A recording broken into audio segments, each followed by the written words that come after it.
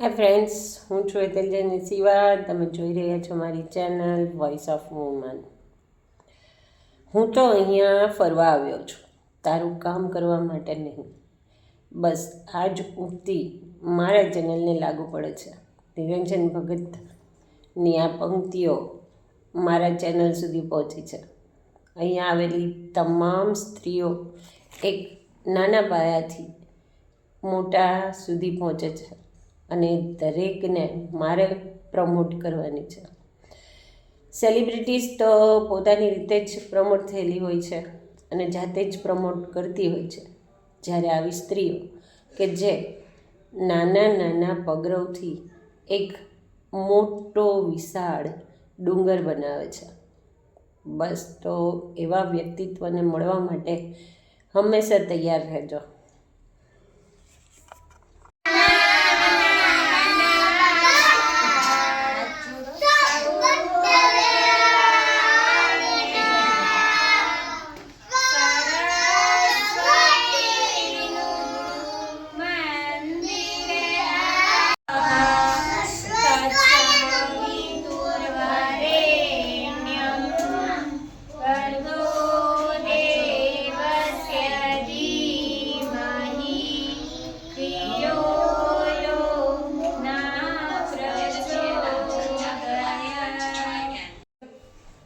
નમસ્કાર વિધિબેન.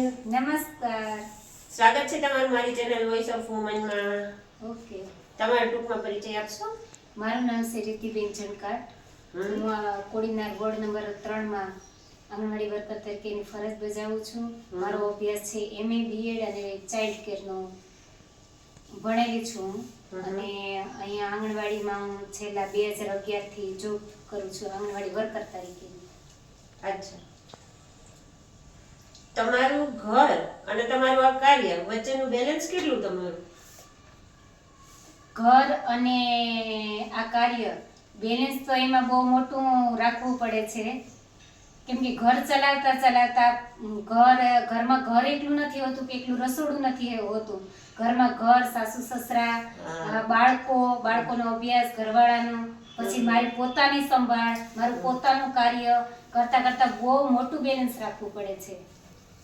એટલે ટૂંકમાં જો બાળક નાનું છે એ લઈને જોબ કરવું એ તો બહુ ટફ કહેવાય, મુશ્કેલ જ કહેવાય છે. મુશ્કેલમાં મુશ્કેલ છે એ ટફ.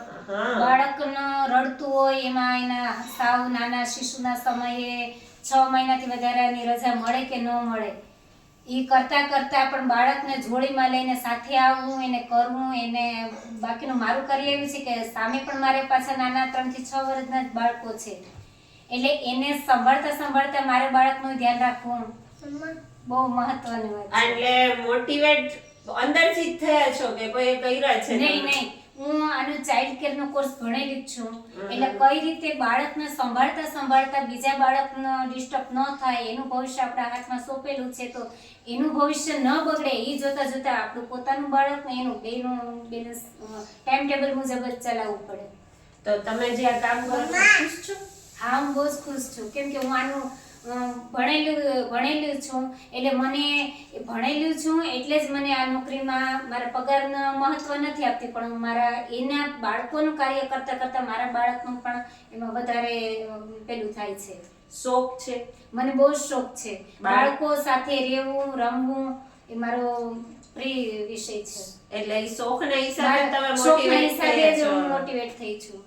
તો પછી તમે આજની ગૃહિણી કે છોકરીઓ કે જે બેલેન્સ નથી કરી શકતી એને શું તમે સંદેશ? આજની છોકરીઓ, આજની જે કિશોરીઓ છે એના ઉપર હું વધારે જ ફોકસ કરું છું, આજની માતાઓ કરતા પણ, કેમ કે આજની કિશોરી છે એ આવતીકાલની માતા બનવાની છે, એટલે અત્યારે એની વય એવી હોય છે કે એને 2 રસ્તા દેખાતા હોય છે. એક તો એને પેલું ભણતર સાથે ગમત ને એની વય એવડી થઈ, જે પ્રેમની જે ઉંમર થતી આવતી હોય એ પણ હોય છે, એટલે હું એને એટલું સમજાવવા માંગુ છું કે આજની કિશોરી તમે આવતીકાલની માતા બનવાની છે.